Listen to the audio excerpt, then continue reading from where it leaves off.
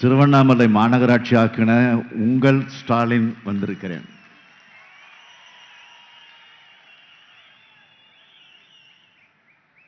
பட்டுக்கும் அரிசிக்கும் பேர் போன ஆரணைக்கு வந்திருக்கிறேன்.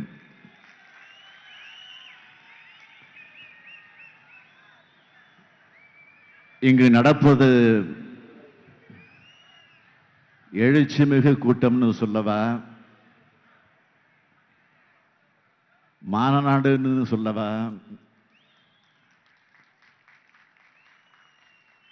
அதையும் தாண்டி ஒரு மாநில மாநாடுன்னு சொல்லவா,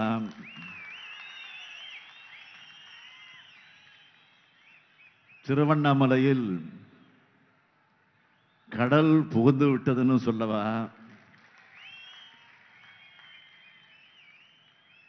என்பதை போல கூடியிருக்கக்கூடிய இந்த மாபெரும் பரப்புரை கூட்டத்தினுடைய தலைவர், மாண்புமிகு அமைச்சர்கள், ஆற்றல் மிகு ஏவா வேலுவர்களே, செஞ்சி மஸ்தான் அவர்களே, சட்டப்பேரவையினுடைய துணைத் தலைவர் மாண்புமிகு பிச்சாண்டி அவர்களே, மாவட்ட செயலாளர் தேவராஜ் அவர்களே,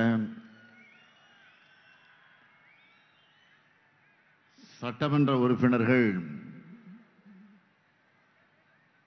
அம்பேத்குமார் அவர்களே, செங்கம் கிரி அவர்களே, நல்லதம்பி அவர்களே, ஜோதி அவர்களே, சரவணன் அவர்களே,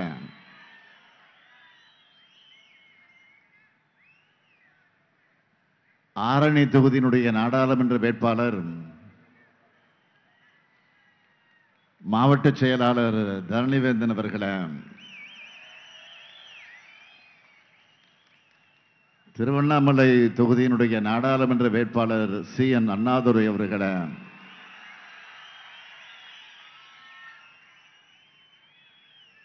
ஒருங்கிணைந்த திருவண்ணாமலை மாவட்ட கழகத்தினுடைய நிர்வாகிகளே,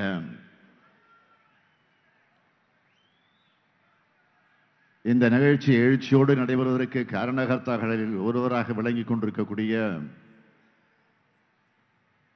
மருத்துவர் ஏவா கம்பன் உள்ளிட்ட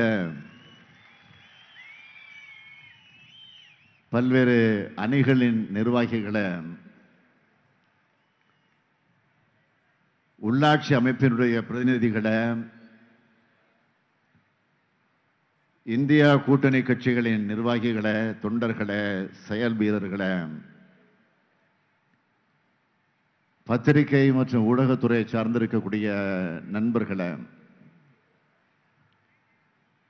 என் உயிரோடு கலந்திருக்கக்கூடிய தலைவர் கலைஞர் அவர்களின் உயிரினும் உயிரான அன்பு உடன்பிறப்புகளே, அனைவருக்கும் என்னுடைய மாலை வணக்கம். என்னையும் உங்களையும் எப்படி பிரிக்க முடியாதோ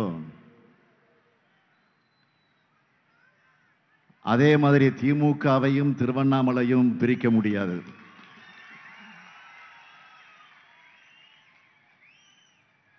திமுகவுக்கு திருவண்ணாமலைனால வெற்றி தான்.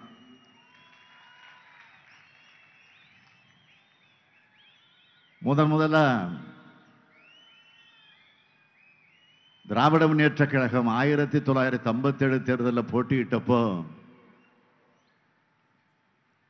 15 பேர் வெற்றி பெற்று தமிழ்நாட்டு சட்டமன்றத்திற்குள் நுழைஞ்சாங்க. அந்த 15 பேர்ல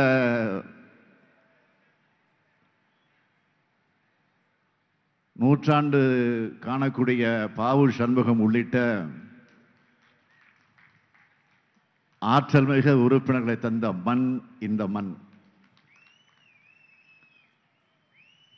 நாடாளுமன்றத்திற்குள் நான் முதலில் அடியெடுத்து வச்சப்போ 2 எம்பிக்கள், அதிலே ஒருத்தரான இரா தர்மலிங்கம் அவர்களை தந்த மண் இந்த மண்.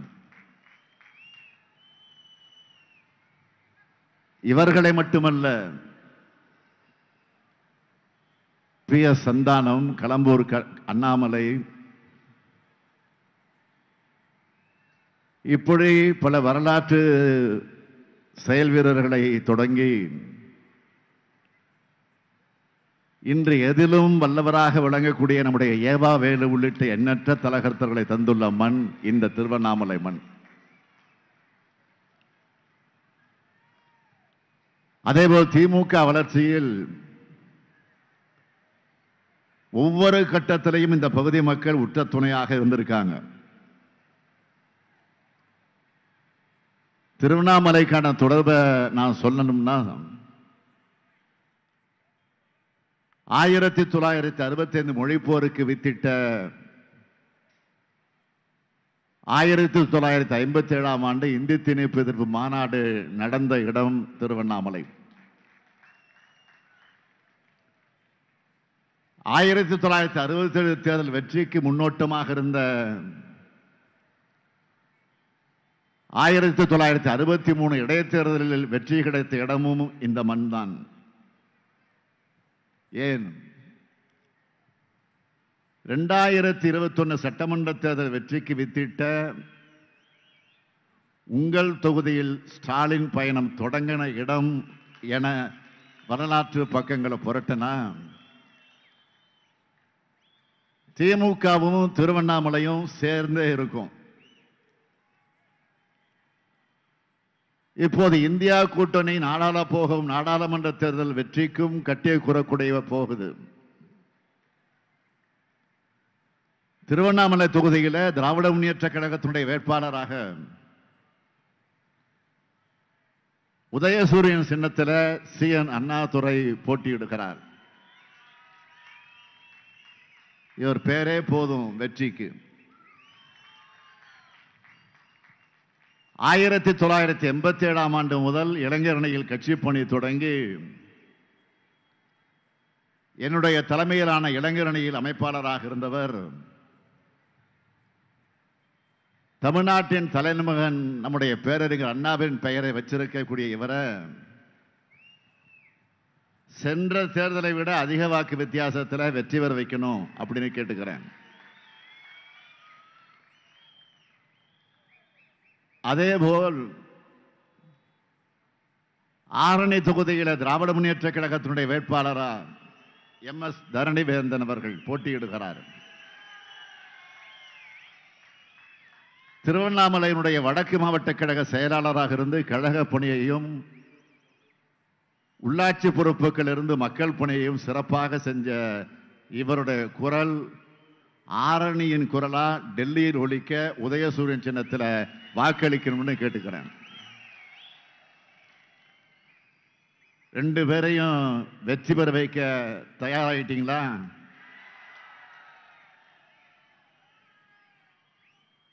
நீங்க வாக்களிக்கிறது மட்டுமல்ல, இந்த ஸ்டாலினின் தூதுவனா உங்கள் பகுதியில் இருக்கக்கூடிய மக்கள் கிட்டையும் உதயசூரியனுக்கு வாக்கு கேட்கணும். கேட்பீங்களா? அப்புறம் என்ன, வெற்றி உறுதி. அதனால தைரியமா வேட்பாளர்கள் உட்காருங்க.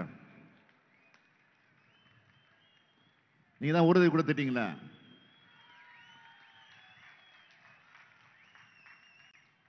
நான் எல்லா கூட்டங்களையும் சொல்ற மாதிரி இந்த தேர்தல் களம் 2வது விடுதலை போராட்டம். இந்த ஜனநாயக போர்க்களத்தில் பேரறிஞர் அண்ணா சொன்னதைத்தான் நான் எண்ணி பார்க்கிறேன். அண்ணா சொல்லுவார், இந்த உலகத்தில் 2 எஜமானர்கள் எங்களுக்கு. ஒன்று எங்கள் மனசாட்சி, 2 இந்த நாட்டு மக்கள். இந்த முத்துவேல் கருணாநிதி ஸ்டாலின் மக்களுக்காக மனசாட்சிப்படி நல்லாட்சி நடத்துபவன். தமிழ்நாட்டை போலவே டெல்லியிலும் ஒரு நல்லாட்சி அமையணும்னு தான் உங்க ஆதரவை கேட்டு வந்திருக்கிறேன். இந்தியா என்ற அழகிய நாட்டை அழித்து விடாமல் தடுக்க ஜனநாயக சக்திகளும் இந்திய நாட்டு மக்களும் களம் கண்டுள்ள இந்த ஜனநாயக போர்க்களத்தில் இந்தியா கூட்டணிக்கு நீங்க அனைவரும் வாக்களிக்கணும். இன்றைக்கு தமிழ்நாட்டு மக்களுடைய எண்ணம் என்னவா இருக்கு? நம் தமிழ்நாட்டை மதிக்கிற, நம் அன்னை தமிழை அரியணையில் ஏத்துகிற, நம் இனத்தை, இனத்தின் பண்பாட்டை மதிக்கிற,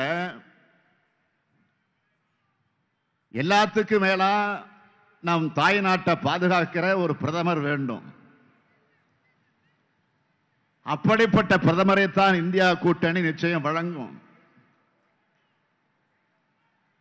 நீங்க அளிக்கிற ஒவ்வொரு வாக்கும்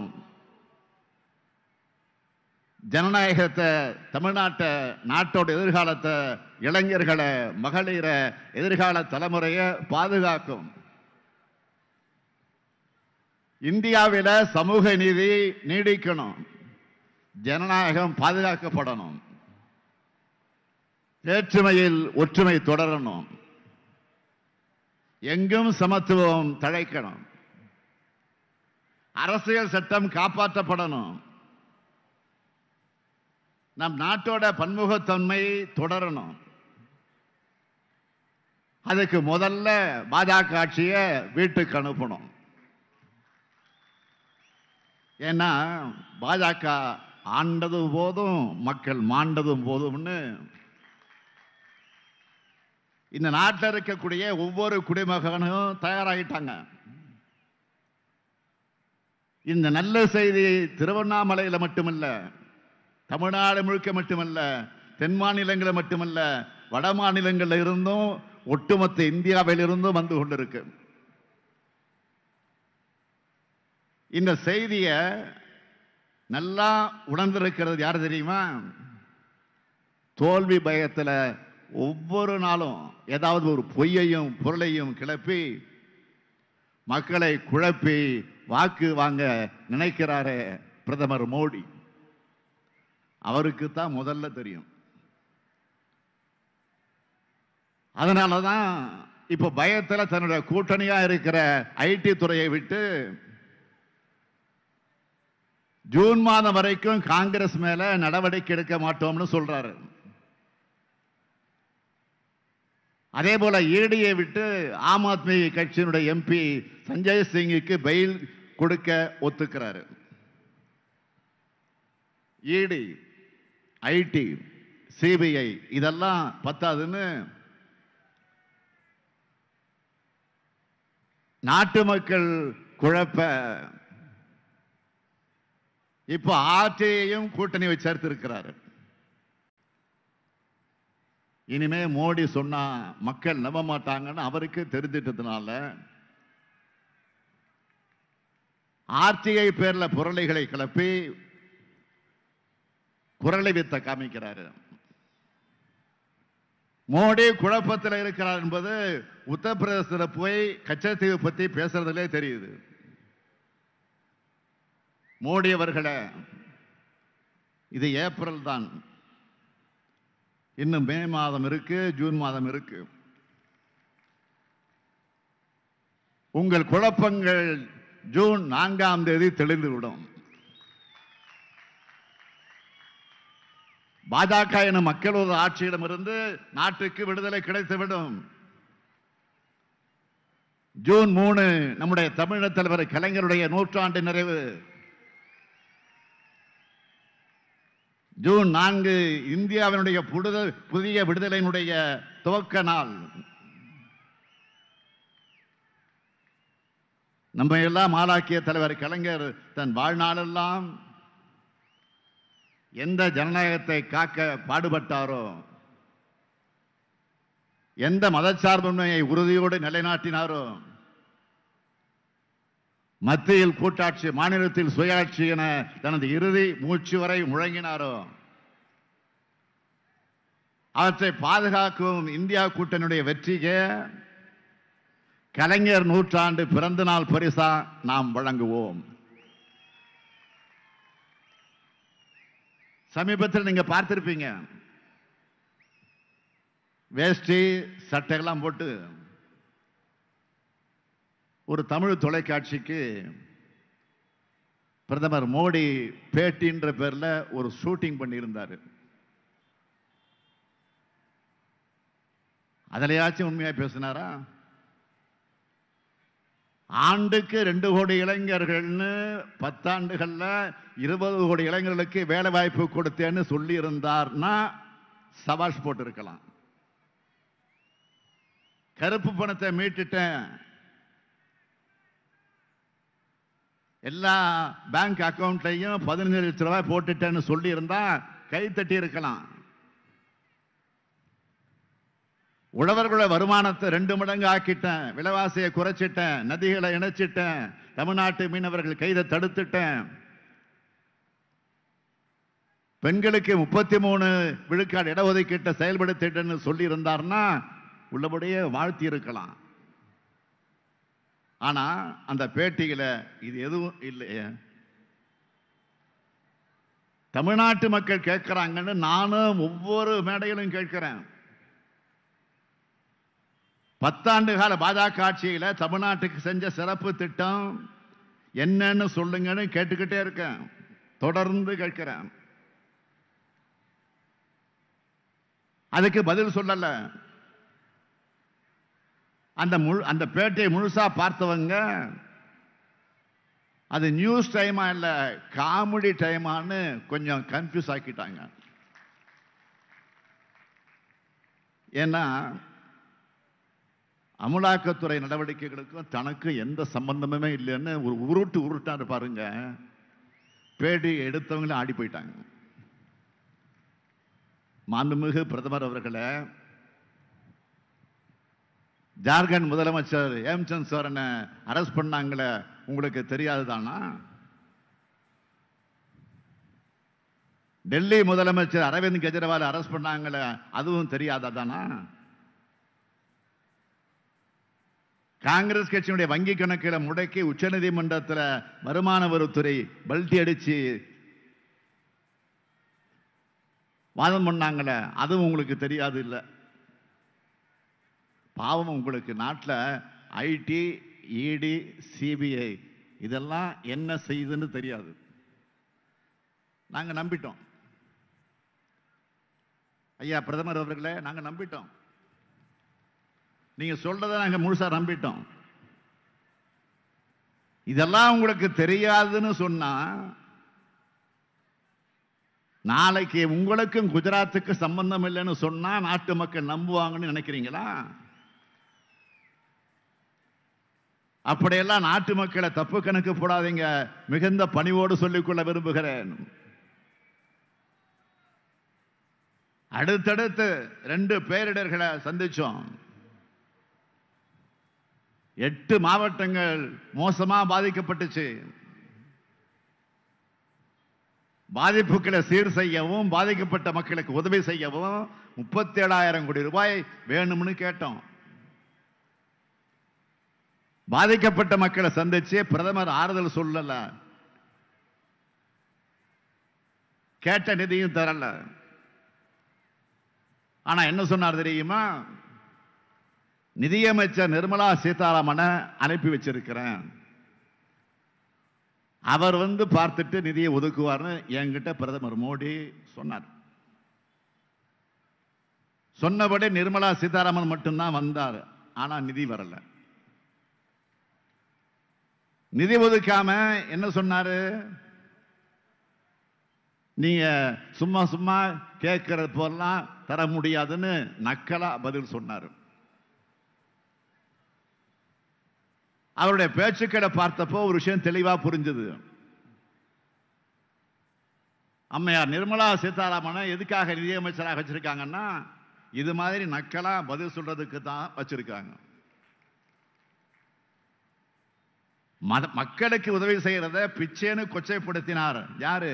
நிதியமைச்சர் அந்த அம்மையார் நிர்மலா சீதாராமன் அவர்கள் பிச்சைன்னு கொச்சைப்படுத்தினார். ஆணவ சிந்தனை கொண்டு அவங்க நேற்று ஒரு பேட்டி கொடுத்திருக்கிறாங்க. அதுல 5,000 கோடியே கொடுத்துட்டோம், அதுக்கு கணக்கு கொடுங்கன்னு ஏதோ கந்து வட்டிக்கார மாதிரி பேசியிருக்காங்க.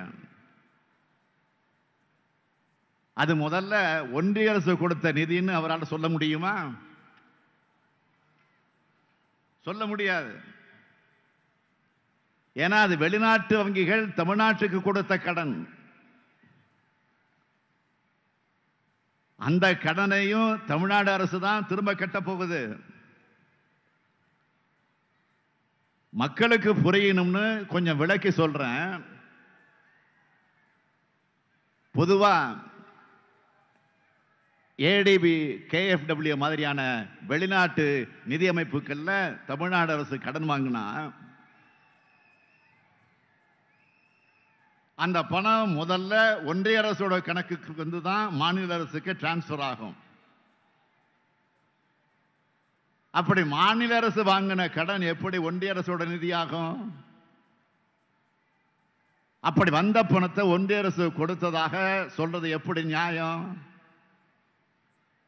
பொய் சொன்னாலும் பொருந்து சொல்லுங்க அம்மையார் நிர்மலா சீதாராமன் அவர்களே.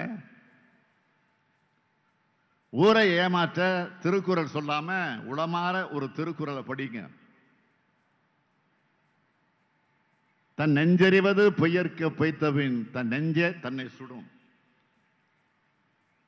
ஒன்றிய அரசு ₹1 கூட கொடுக்காம கணக்கு கேட்குங்களே, கணக்கு மாநில அரசு நிதியிலிருந்து என் மக்களுக்காக நான் பண்ணனதுக்கு கணக்கு சொல்றேன், நோட் பண்ணிக்கங்க. மிக்ஜாம் புயலால் சென்னை மற்றும் 3 சுற்றுப்புற மாவட்டங்களில் ஏற்பட்ட பாதிப்புக்கு 10 அரசாணைகள் வெளியிட்டு 2476 கோடி ரூபாய்க்கு மேல மாநில அரசே நிவாரண உதவிகளை செஞ்சிருக்கு. மிக்ஜாம் புயலுக்கு ஒன்றிய அரசு நிதி எதுவும் கொடுக்கல. டெல்டா மாவட்டங்கள் ஏற்பட்ட பாதிப்புக்கு ஒன்றிய அரசு நிதி கொடுக்கல. ராமநாதபுரம் மாவட்டத்தை வறட்சிக்கு ஒன்றிய அரசு நிதி கொடுக்கல. இது எல்லாத்துக்குமே மாநில அரசு நிதியை தான் கொடுத்தோம். எதுக்குமே நிதி கொடுக்காம பிரதமர் மோடி மாதிரியே நிர்மலா சீதாராமனும் வாயாலேயே வடை சுடுறோம். மாண்புமிகு நிர்மலா சீதாராமன் அவர்களே, ஓட்டு கணக்கு போட்டு பொய்கள் அள்ளி வீசினா மக்கள் ஏமாந்துடுவாங்கன்னு மனக்கணக்கு போடாதீங்க. நாள் கணக்கில் தான் உங்க ஆட்சி இருக்கு. ஆணவத்தில் தப்பு கணக்கு போடாதீங்க. நான் மறுபடியும் தெளிவா சொல்றேன், நாங்க கேட்கிற நிதி NDRF என்ற தேசிய பேரிடர் நிதியிலிருந்து 37,000 கோடி ரூபாய் கொடுங்கன்னு கேட்கிறோம். அதுல செலவு செய்யாம 58,000 கோடி ரூபாயை வச்சிருக்கீங்களா? அந்த நிதியை பாதிக்கப்பட்ட மக்களுக்கு கொடுக்கணும்னு தான் கேட்கிறோம். அவங்க கொடுத்ததா சொல்றது பேரர் ஏற்பட்டாலும் ஏற்படவில்லை என்று சொன்னாலும் நமக்கு கண்டிப்பா தர வேண்டிய SDRF என்ற மாநில பேரிடர் நிதி. கரகாட்டக்காரன் ஒரு சினிமா பார்த்திருப்பீங்க நீங்க, ஃபேமஸான படம். அந்த படத்தில் ஒரு சீன் வரும், வாழைப்பழ காமெடி. அது மாதிரி அதுதான் இது, இதுதான் அது அப்படின்னு சொல்லிட்டு இருக்காங்க. தமிழ்நாட்டை பார்த்தா அவங்களுக்கு நக்கலாக தான் இருக்கு. நாங்க பாதிக்கப்பட்ட மக்களுக்கு எவ்வளவு உதவிகளை பண்ணியிருக்கோம்னு ஒவ்வொரு உதவிகளை வழங்குறப்பவும் செய்தி குறிப்பா தந்து அதெல்லாம் செய்திகள்ல வந்திருக்கு. அதையெல்லாம் அம்மையார் கொஞ்சம் படிக்கணும். அதை விட்டு தமிழ்நாட்டு மக்களை பார்த்து ஏகடியும் நக்கல், நையாண்டி, கிண்டல், கேலின்னு ஆணவமாக பேச வேண்டாம். ஒண்ணு மட்டும் தெளிவாயிடுச்சு, பாதிக்கப்பட்ட தமிழ்நாட்டுக்கு கொடுக்க உங்ககிட்ட பணம் இருக்கு, ஆனா மனம்தான் இல்லை. இந்த தேர்தலை பொறுத்த வரைக்கும் சர்வாதிகாரத்திற்கும் ஜனநாயகத்திற்கும் நடக்கிற தேர்தல், மதவாதத்திற்கும் மதச்சார்பின்மைக்கு நடக்கிற தேர்தல், பாஜக அழைக்கக்கூடிய சமூக நீதிக்கும் சமூக நீதிக்கும் நடக்கிற தேர்தல், பாஜக தலைமையிலான சந்தர்ப்பவாத கட்சிகளுக்கும் இந்தியா என்ற கொள்கை கூட்டணிக்கு நடக்கிற தேர்தல். வெறுப்பாட்சியை அகற்றி நல்லாட்சி அமைக்க உள்ள தேர்தல். அதை மனசுல வச்சுதான் சாதனைகளாக மாறப்போற வாக்குறுதிகளை தேர்தல் அறிக்கையில சொல்லி இருக்கிறோம். இந்த நாடாளுமன்ற தேர்தல் அறிக்கையில திமுகவின் சார்பில் நாம சொல்லி இருக்கிறோம். அதுல சிலவற்றை மட்டும் குறிப்பா சொல்ல விரும்புறேன். சுருக்கமா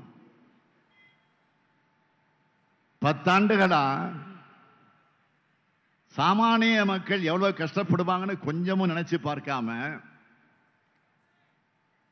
மக்கள் விரோத பாஜக அரசால் தொடர்ந்து உயர்த்தப்பட்ட பெட்ரோல், டீசல், கேஸ் விலை குறைக்கப்படும்.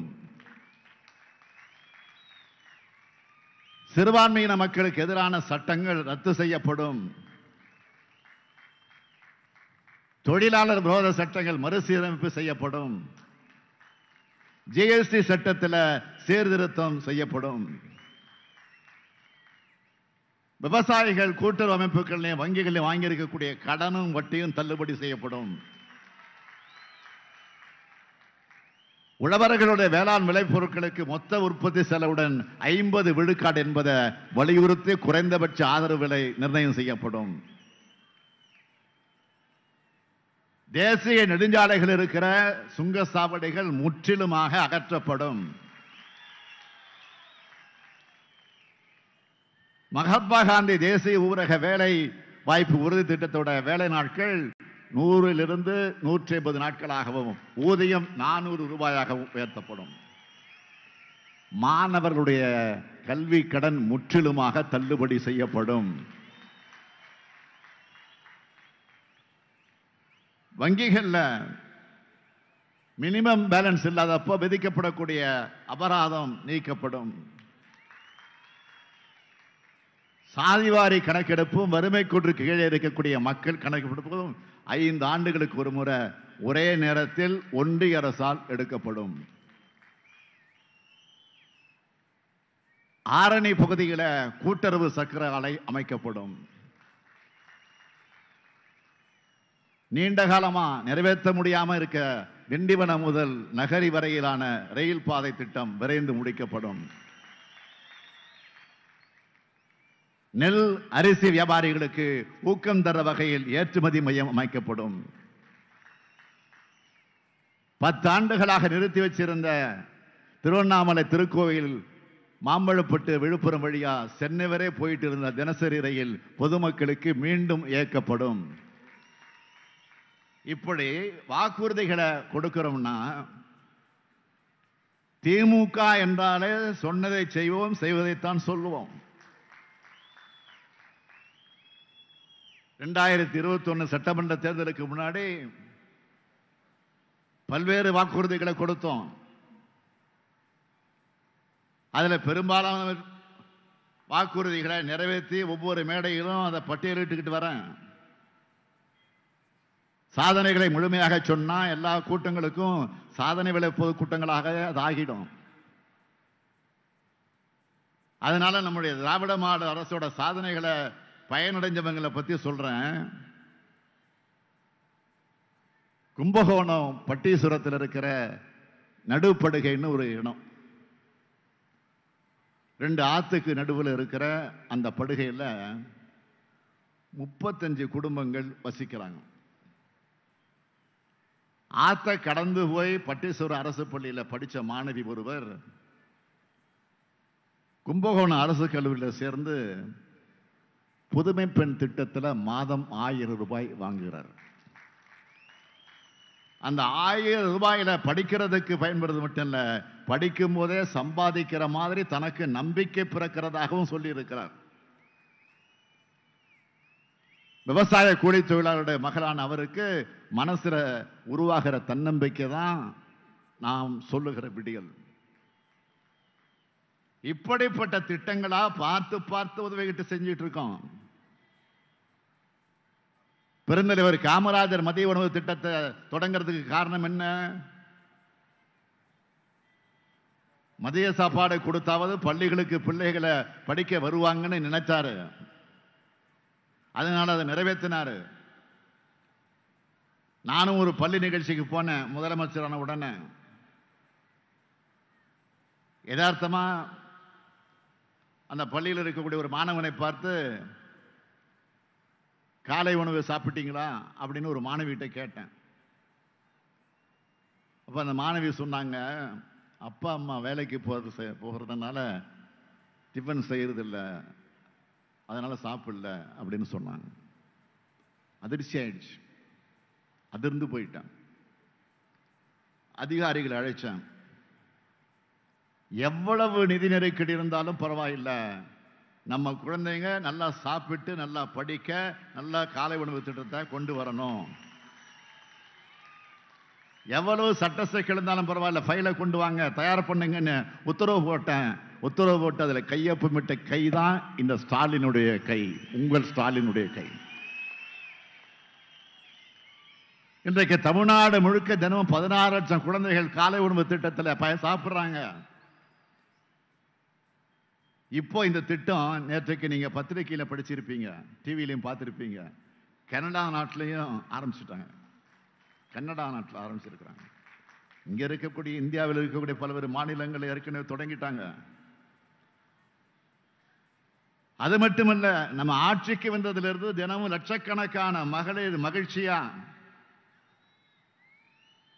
என்ன சொல்றாங்க, நாங்க ஸ்டாலின் ஐயா பஸ்ல இலவசமா பயணம் பண்றோம்னு சொல்லக்கூடிய விடியல் பயணம் திட்டம்.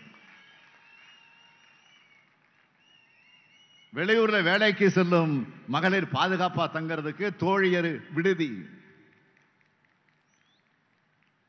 மாணவர்களுக்கு மாதம் மாதம் 1000 ரூபாய் வழங்க போகக்கூடிய தமிழ் புதல்வன் திட்டம், இளைஞர்களுக்கு திறன் பயிற்சி வழங்கி வேலைவாய்ப்பு பெற்றுத்தரக்கூடிய நான் முதல்வன் திட்டம், கோடிக்கணக்கான தாய்மார்கள் முகத்தில் புன்னகையும் கோடிக்கணக்கான தமிழ்நாட்டு குடும்பங்களை மகிழ்ச்சியும் ஏற்படுத்துகிற திட்டங்களை செயல்படுத்திக்கிட்டு இருக்கோம். எங்க அண்ணன் ஸ்டாலின் கொடுக்கும் தாய் வீட்டு சீர்னு சொல்றாங்க இல்லையா, தமிழ்நாடு முழுக்க 1,15,00,000 சகோதரிகள் உரிமையோடவும் பாசத்தோடவும் சொல்ற கலைஞர் மகளிர் உரிமை திட்டம். இப்படி பள்ளி குழந்தைகள் முதல் கல்லூரிக்கு செல்லும் மாணவ மாணவிகள் வர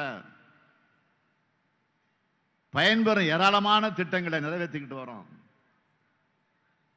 இந்த திட்டங்களால ஒவ்வொரு மகளிரும், ஒவ்வொரு மாணவியும், ஒவ்வொரு மாணவனும், ஏன் தமிழ்நாட்டில் இருக்கிற ஒவ்வொரு குடும்பமும் பயனடைங்கிறாங்கன்னு நெஞ்ச நிமிர்த்தி பெருமையோடு தெம்போடு துணிவோடு துணிச்சலோடு தைரியமாக நான் முன்னாடி நிற்கிறேன். அதனாலதான் நம்மோட திராவிட மாடல் திட்டங்களை மற்ற மாநிலங்களும் பின்பற்றக்கூடிய நல்லாட்சியை நாம் வழங்கிட்டு வரோம். ஆன்மீகத்தோட முக்கியமான அடையாளமாக இருக்கிற நகரங்கள்ல ஒண்ணு இந்த திருவண்ணாமலை. எல்லாருக்கும் எல்லாம்னு அனைத்து மக்களுக்குமான அரசா நம்ம அரசு செயல்பட்டுக்கிட்டு வருது. ஆன்மீக கோயில்கள் முறையா செயல்படுத்துறதுக்காக இந்து சமயத்துறை அந்த துறையை 100 ஆண்டுகளுக்கு முன்னாடி உருவாக்குனதே நீதி கட்சி ஆட்சி தான்.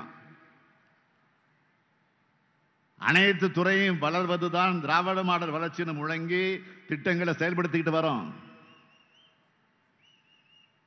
திராவிடம் என்ற சொல் யாருக்கெல்லாம் பயத்தை கொடுக்குதோ, யாருக்கெல்லாம் பிடிக்காதோ அவங்க எங்களை மதத்தோட விரோதிகளாக சித்தரிக்க முயற்சி பண்றாங்க. மக்களை பிளவுபடுத்தி குளிர்காய நினைக்கும் மதவாதத்துக்கு தான் நாங்க எதிரிகளை தவிர மதத்துக்கு எதிரிகள் அல்ல. கலைஞர் ஸ்டைல்ல சொல்லட்டுமா, கோயில் கூடாது என்பதில்ல, கோயில் குடியவர்களின் கூடாரமாகி விடக்கூடாது என்பது எங்கள் எண்ணம். மொத்தத்துல மதங்களை வச்சு மக்களை பிளவுபடுத்தி நினைக்கிறவங்களுக்கு தான் நாங்க எதிரிகள். நான் முதலமைச்சரா பொறுப்பேற்றுக்கிட்ட பிறகு அதிகமாக கலந்துக்கிற விழா எது பாத்தீங்கன்னா, அதிகமான அரசு விழாவில் நான் எதுல கலந்துக்கிறேன் பாத்தீங்கன்னா, இந்து சமய அறநிலையத்துறை சார்பில் நடைபெறுகிற விழாக்கள் தான். அந்த அளவுக்கு ஏராளமான பணிகள் மிக சிறப்பாக செஞ்சுக்கிட்டு இருக்கோம். என்ன பணிகளை செஞ்சுட்டு இருக்கேன்னு ஒரு சின்ன பட்டியலை போடணும்னா, 5000 கோடி ரூபாய் மதிப்பிலான கோயில் சொத்துக்களை மீட்டு இருக்கணும்.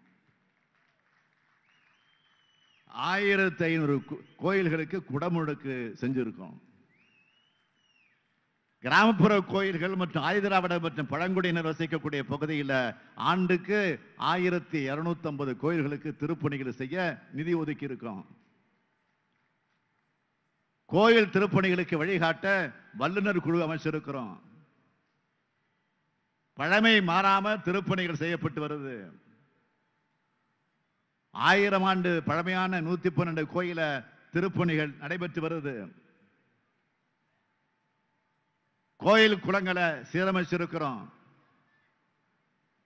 இறைவனுடைய கோயில் சமத்துவம் நிலவணும்னு அனைத்து சாதியினரும் அர்ச்சகம் என்ற சட்டத்தை நிறைவேற்றி காட்டியிருக்கிறோம். ஆலயங்கள்ல அன்னை தமிழ் ஒலிக்க ஏற்பாடு செஞ்சிருக்கிறோம். அதனால்தான் பக்தர்கள் போற்றும் அரசாகவும் அற்பர்கள் கதரும் அரசாக நம்ம திராவிட மாடல் அரசு இருக்கு. ஆன்மீக பெரியவர்கள் மடாதிபதிகள் போற்றி பாராட்டும் அரசா நம்ம திராவிட மாடல் அரசு இருக்கு. மக்களை பண்படுத்தத்தான் ஆன்மீகத்தை பயன்படுத்தணுமே தவிர பாஜக மாதிரி மக்களை பிளவுபடுத்த பயன்படுத்தக்கூடாது. போட்டோஷாப்ல கட்டமைக்கப்பட்ட குஜராத் மாடல் அம்பலப்பட்டு இன்னைக்கு திராவிட மாடல் என்பது இந்தியாவின் குரலா மாறி இருக்கு. இந்த நிலையில்தான் கள்ள கூட்டணிகள் தமிழ்நாட்டுக்கு துரோகம் செய்ய வந்திருக்கு. நடக்கிறது இந்தியாவை யார் ஆளணும் என்பதற்கான நாடாளுமன்ற தேர்தல். இந்தியா கூட்டணி தான் ஆளணும்னு நாம சொல்றோம். ஆனா அதிமுகவை பொறுத்த வரைக்கும் யார் ஆளணும்னு சொல்லாம, யார் ஆளக்கூடாதுன்னு சொல்லாம, யார்தான் உண்மையான எதிரினே தெரியாம, எதுக்காக தேர்தலில் நிற்கிறோங்கிறதே தெளிவே இல்லாம, கள்ள கூட்டணிக்கு ஆதாயம் தேடித்தர களத்துக்கு வந்திருக்கிறார் பழனிசாமி. ஒரு பக்கம் கூட்டணி முறிஞ்சிருச்சுன்னு சொல்லுவாரு, இன்னொரு பக்கம் பாஜக எதிர்க்க முடியாது, அது கூட்டணி தர்மம்னு சொல்லுவார். ஆளுங்கட்சியாக இருந்தா கூடை கும்பிடு போட்டுட்டு எதிர்கட்சிகள் அரசியலுக்காக எதிர்க்கிறாங்கன்னு சொல்லுவார். எதிர்கட்சியா மக்களால் ஓரங்கட்டப்பட்ட பிறகு எதிர்கட்சி ஏன் எதிர்க்கணும்னு அரசியல் தத்துவ மேதைகளை மயங்கி விடுற மாதிரி புது புது தத்துவங்களாக புலம்புவார். இப்படிப்பட்ட பழனிசாமி தமிழ்நாட்டுக்கு மட்டும் துரோகம் செஞ்சவர் அல்ல, தன்னை சுத்தி இருந்த அத்தனை பேர் முகத்திலையும் குத்துனவர். அவருடைய பிளாஷ்பேக் என்ன, அவருடைய பின்னணி என்ன, அவருடைய பிளாஷ்பேக் என்ன, கொஞ்சம் இறைவன் பண்ணி பார்ப்போமா? அம்மையார் ஜெயலலிதா மறைந்த பிறகு பழனிசாமி முதல்ல சசிகலா அணியில் இருந்தார். அம்மையார் சசிகலா முதலமைச்சர் ஆகணும்னு முயற்சி பண்ணப்போ பன்னீர்செல்வம் தர்மயுத்தம்னு ஒண்ணு காமெடி பண்ணாரு. இந்த நிலைமையில அம்மையார் சசிகலா சிறைக்கு போக அந்த அம்மையார் கால் நோக்கி ஊர்ந்து தவழ்ந்து கூவத்தூர் கவனிப்புகளால முதலமைச்சரானார் பழனிசாமி. உடனே டிடிவி தினகரனுக்கு ஓட்டு கேட்டு போனார். ஆர்கே நகர் எலெக்ஷன் கேன்சல் ஆயிடுச்சு. கட் பண்ணா பன்னீர்செல்வம் கூட கூட்டணி சேர்ந்து அதே தினகரனுக்கு எதிராக பிரச்சாரம் பண்ணிட்டு இருந்தார். அடுத்த பொதுக்குழுல பன்னீர்செல்வத்திற்கு வாட்டர் பாட்டில் மரியாதை பண்ணாங்க. இப்படி ஒரு மெகா சீரியல் எடுக்கிற கதை மாதிரி குழப்பங்கள் நிறைந்த துரோக கதை தான் பழனிசாமியோட கதை. இப்போ பிரிஞ்சு போனவங்க பாஜக கூட நேரடி கூட்டணியாகவும் பழனிசாமி கள்ள கூட்டணியாகவும் வந்திருக்காங்க. இதுல யாருக்கு யார் நண்பன், யாருக்கு யார் எதிரி, யாருக்கு யார் துரோகி, இதற்கு பதில் என்ன தெரியுமா? இவங்க ஒட்டுமொத்தமா தமிழ்நாட்டுக்கும் தமிழ்நாட்டு மக்களுக்கும், ஏன் ஒட்டுமொத்த இந்திய மக்களுக்குமே எதிரி மட்டுமல்ல, விரோதமான கூட்டணி. தமிழ்நாட்டை வஞ்சித்த பாஜக அதுக்கு துணை போகக்கூடிய பாமக, தமிழ்நாட்டை பாழ்படுத்தின அதிமுக என்ற இந்த துரோக கூட்டணியை ஒரு சேர வீழ்த்துங்கள். தமிழ்நாட்டின் முன்னேற்றத்திற்கு துணை நிற்க போகக்கூடிய இந்திய கூட்டணியுடைய ஒன்றிய அரசு ஆட்சியில் அமர்த்துங்கள். அதற்கு திருவண்ணாமலை தொகுதியில் திராவிட முன்னேற்ற கழகத்தினுடைய வேட்பாளர் சி.என். அண்ணாதுரைக்கும், ஆரணி தொகுதியில் திராவிட முன்னேற்ற கழகத்தினுடைய வேட்பாளர் எம்.எஸ். தரணிவேந்தனுக்கும் உதயசூரியன் சின்னத்தில் வாக்களிக்கணும்னு உங்களை எல்லாம் நான் வேண்டி விரும்பி கேட்டுக்கிறேன். தமிழர்கள் பாஜக மாதிரி அடக்க பார்ப்பவர்களையும் ஏற்றுக்க மாட்டாங்க, அதிமுக மாதிரி அடிமையாக இருக்கக்கூடியவங்களையும் ஏற்றுக்க மாட்டாங்க. கடந்த 2 தேர்தலில் நிரூபித்த மாதிரி இந்த தேர்தலில் நீங்க காட்டணும். மீண்டும் அழுத்தம் திருத்தமாக சொல்லுகிறேன், நீங்கள் அளிக்கிற வாக்குதான் இந்தியாவை காப்பாற்றும், தமிழ்நாட்டை காப்பாற்றும், எதிர்கால தலைமுறையை காப்பாற்றும், பாசிசத்தை வீழ்த்த இந்தியாவை காக்க உங்கள் ஸ்டாலின் அழைக்கிறேன். 40 நமதே, நாடும் நமதே. சொல்லுங்க, 40 நமதே, நாடும் நமதே, 40